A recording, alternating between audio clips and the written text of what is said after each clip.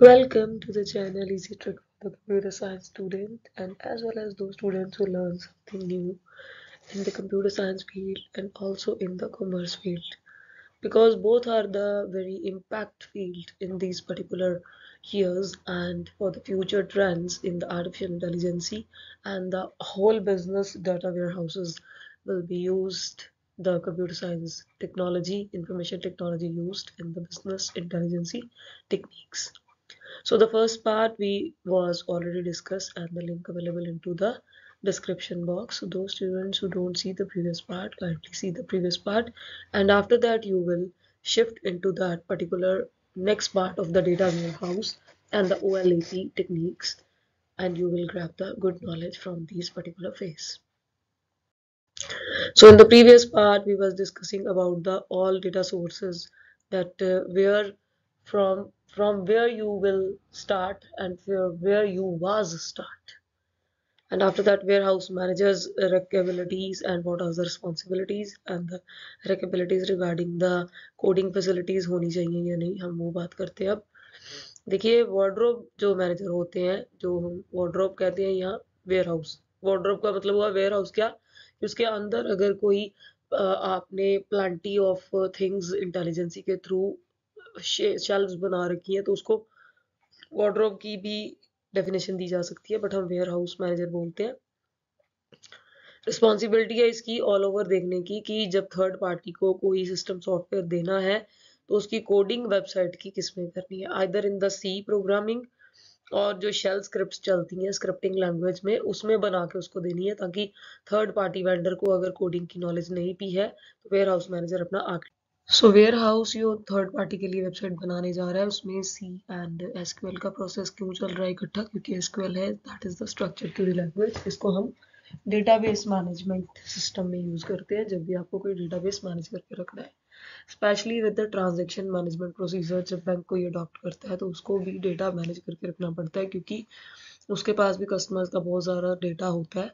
जबकि उन्हें चाहे वो ये फैसिलिटी ना आती हो। लेकिन आप सबने देखा है कि बैंक के अंदर एक पोस्ट जो रखी गई है स्पेशल जो इंफॉर्मेशन टेक्नोलॉजी फीचर के लिए किसी ऑफिसर की, वो इसीलिए रखी गई है कि वो ऐसी टेक्निक्स जो कि उसमें यूज होनी है कल को कॉमर्स में उसको यूज करके आपको दिखाए। अब मैनेजर के हाथ में होता है कि जो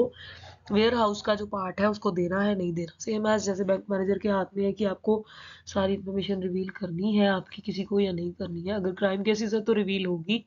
अगर नहीं है तो पब्लिकली आपकी इंफॉर्मेशन कहीं रिवील नहीं हो सकती। सो एसक्यूएल स्क्रिप्ट यूज करेंगे। टेम्परेरी डेटा स्टोरेज भी हो सकता है कि आप कोई चीज़ टेम्परेरी बेसिस पे एंटर करवा रहे हो, कोई चीज़ चेक करने के लिए वैलिडिटी चेक के लिए, तो कुछ स्कीमाज में जा सकती है। स्नोफ्लेक स्कीमाज होते हैं जो टेम्परेरी डेटा को हैंडल करते हैं। स्कीमाज है बेसिकली टेबल्स को हम बोलते हैं। टेबल्स में डेटा डालना रोज एंड कॉलम्स की फॉर्म में कि डाटा कब आया था, क्वार्टरली आया था, डेट वाइज अरेंज करना है, कुछ भी अरेंज करना है तो आप कर सकते हो। लास्ट में उसकी समरी बनानी है कि हमने अगर ये एड ऑन की थी चीज़ टेम्परेरी बेसिस पे अपने वेयर हाउस में, उसका कोई फायदा हुआ या नुकसान, उसकी रिपोर्ट आप क्वार्टरली भी बना सकते हो। बैकअप रिकवरी रखनी क्यों जरूरी है, क्योंकि देखिए अगर डेटा वेयर हाउस में कोई भी आपने टेक्निक चला के सारा डेटा एक्सेल में डाल रखा है, आपने एसक्यूएल में डाल रखा है, यहाँ असेस आता है आपका एप्लीकेशन प्रोग्रामर का सॉफ्टवेयर उसमें डाल रखा है, तो बैकअप रखना इसलिए ज़रूरी है ताकि क्वार्टरली जो हमने एक डिडक्शन चेक की थी, इक्विटी चेक की थी, इंटरेस्ट रेट चेक किए थे, ये देखा था कि रॉ मटेरियल हमने कितना डाला, कितना फ़ायदा हुआ, कितनी डिमांड आई, कितनी सप्लाई हुई और डिमांड बढ़ रही है कि नहीं। हमारा एनालिटिक्स अगर ये बता रहा है कि क्वालिटी चेक्स क्रॉस कर रहा है अच्छे तरह से तो डिमांड बढ़ रही है, अगर क्वालिटी डेप्रिशिएट है तो डिमांड डाउन एरिया में आ सकती है। तो उसकी सारी रिपोर्ट अगर आपकी डिलीट हो गई एक सिस्टम के अंदर, क्योंकि सिस्टम एक मशीनरी है कभी बंद हो सकता है, तो बैकअप रखनी बहुत ज़रूरी है। सो एसक्यूएल स्क्रिप्ट्स भी उसमें बहुत हेल्प करती हैं, क्योंकि ऑपरेशन परफॉर्म उन्होंने करने हैं। ऑपरेशंस हम परफॉर्म करते हैं जैसे एग्रीगेशन, जनरलाइजेशन, नॉर्मलाइजेशन, मतलब दो प्रोडक्ट्स को, दो टेबल्स को, दो प्रोडक्ट्स एक टाइम पे लॉन्च हुए, उन प्रोडक्ट्स में अगर डिमांड सप्लाई एक में बढ़ रही एक में नहीं बढ़ रही, मर्ज करके देखो कैसा रिलेशन बनना चाहिए, किसको पेयर अप करके कस्टमर्स को हमें देना चाहिए, वो भी हम इसमें देख सकते हैं। एग्रीगेशन में हम कस्टमर को कभी भी इनर पार्ट की टेक्निक्स नहीं बताते, इंग्रेडिएंट्स बता देते हो, मेथड नहीं बताते आपने बनाया कैसे था। तो क्वेरी मैनेजर जो आर्किटेक्चर वो चलाता है वो डेफिनेटली एक डेटाबेस मैनेजमेंट सिस्टम का भी चला रहा होता है, जिसमें उसने रिलेशंस भी दिखाने हैं कस्टमर के 1-to-1 में, B2C जो हमने पॉलिसी उस दिन डिस्कस की थी, B2C, B2B, T2C, ये सारी पॉलिसी क्वेरी मैनेजर आर्किटेक्चर में कंप्यूटर साइंस भी होल्ड करता है विद द इंफॉर्मेशन टेक्नोलॉजी, जब भी आपकी क्वेरी शेड्यूलिंग होती है। अब देखिए क्वेरी शेड्यूल कैसे होती है कि सबसे पहले जब कोई क्वेश्चन आपको पुट करता है वाया थर्ड पार्टी सॉफ्टवेयर, आपने अगर अपनी वेबसाइट खुद बनाई है या किसी से बनवाई है तो उस पर आपने एक फॉर्म लगा रखा होगा। कस्टमर अगर आपको क्वेश्चन पुट कर रहा है तो क्वेरी बनेगी, तो मेटा डाटा में चेक होगा, जैसे आप गूगल सर्च इंजन पे कोई क्वेरी डालते हो कि फॉर एग्जांपल आपने क्वेश्चन डाला the data warehouses uses in the information technology, तो इंफॉर्मेशन टेक्नोलॉजी कितना बड़ा फील्ड है, वो डेटा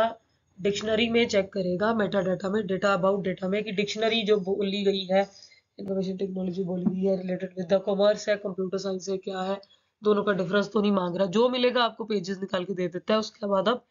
फिल्टर करते हो। ऐसे ही आपकी क्वेरी में भी डेटाबेस में क्वेश्चन आंसर्स डले होंगे, ऑलरेडी आपने डाले होंगे, कुछ कस्टमर्स ने डाले होंगे, तो उसमें से जो उसे मिलेगा वो आंसर रिप्लाई कर देगा। स्टोर प्रोसेसेस में डिटेल्ड इन्फॉर्मेशन होगी, उसको पूरी इन्फॉर्मेशन चाहिए तो आपकी कस्टमर केयर एग्जीक्यूटिव अगर लाइव चल रही है तो वो दे सकती है, नहीं चल रही चैट बॉक्स ऑप्शन करके आप दे सकते हो। क्वेरी मैनेजमेंट टूल्स को एंटर करवाइए, छोटी छोटी समराइज, उन्हें पहले ही क्वेश्चन आंसर बता दीजिए कि अगर उन्होंने पूछा कि ट्रैकिंग एरिया कैसे ट्रैक करना है, आंसर बना के रखो। सेम प्रोसेस होता है सबके लिए, ऐसी कोई चीजें तो डिटेल्ड इन्फॉर्मेशन भी दे सकते हो,